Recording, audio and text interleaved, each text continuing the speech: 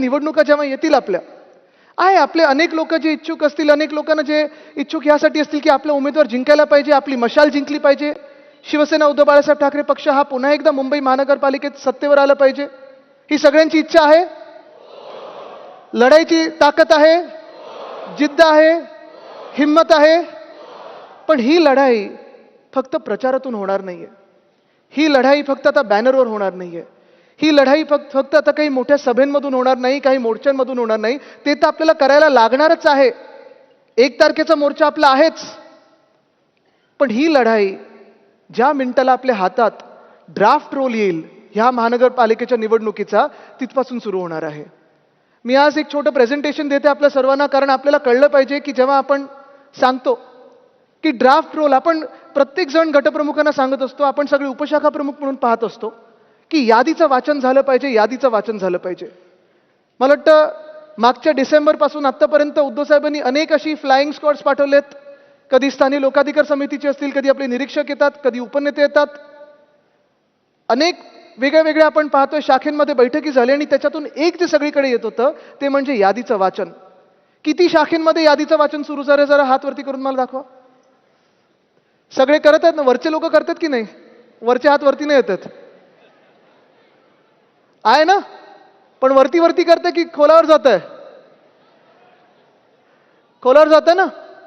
मी तुम्हाला आता आज वरळीचं उदाहरण देणार आहे की नेमकं तुम्ही यादीचं वाचन म्हणजे नेमकं काय करायचं, काय पकडलं पाहिजे. कारण ही जर चोरी तुम्ही पकडली तर तुम्ही हे समजा की निवडणूक जे खरे लोक जिंकले पाहिजेत त्यांना जिंकून देत आहेत. नाहीतर जे बोगस सरकार निवडणूक आयोगाच्या आशीर्वादाने आपल्या डोक्यावर बसवलेलं आहे, हेच सरकार पुन्हा एकदा चालत राहील. तुम्ही ठरवायचं आहे की ही वोट चोरी पकडायची आहे की नाही. तुम्हाला आता प्रेझेंटेशन थोडं दाखवतो.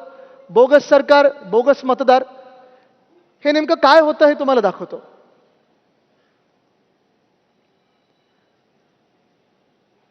हा वरळी मतदारसंघ आहे जिथे तुम्ही आज बसलेला आहात. वरळीमध्ये लोकसभेच्या मतदानाच्या यादीमध्ये साधारणपणे 2,52,970 लोक होते. तेच विधानसभेमध्ये किती झाले? 2,63,352. ठीक आहे, आम्ही समजू शकतो काही नैसर्गिक वाढ झाली असेल. आपली लोकसभेची निवडणूक कधी होती? मे महिन्यात. विधानसभेची कधी होती? ऑक्टोबरमध्ये. ह्या 4 महिन्यांमध्ये कदाचित वाढ झाली असेल, कारण आपली जी शेवटची यादी आली होती लोकसभेची ती एप्रिलच्या आसपास होती आणि विधानसभेची ही ऑक्टोबरमध्ये आली होती. इथे हा अच्छा, ह्याला एक मिनिट, तिथे कोणीतरी हे जरा रिमोटचं. हा, आता तुम्ही पाहिलं असेल जी मी ती वाढ बोलत आहे, साधारणपणे वरळी मतदारसंघामध्ये लोकसभेपासून विधानसभेपर्यंत 16,043 लोकांची वाढ झालेली आहे. कदाचित आपणही नोंदवले असतील, काही जेन्युइन मतदार आले असतील, काही नवीन मतदार असतील, काही 18 वर्षाचे झाले असतील. ही वाढ आपण समजू शकतो. आणि डिलीटेड मतदार जे आहेत ते 5,661 आहेत.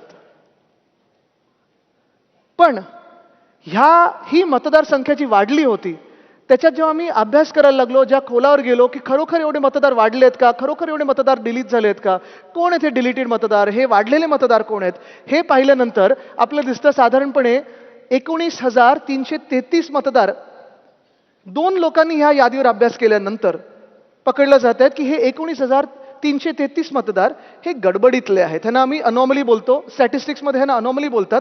म्हणजे काहीतरी कुठेतरी गडबड आहे. ही कुठची गडबड आहे आणि कुठची गडबड नेमकी आपण पकडली पाहिजे ह्याचं आता तुम्हाला उदाहरणं देतो.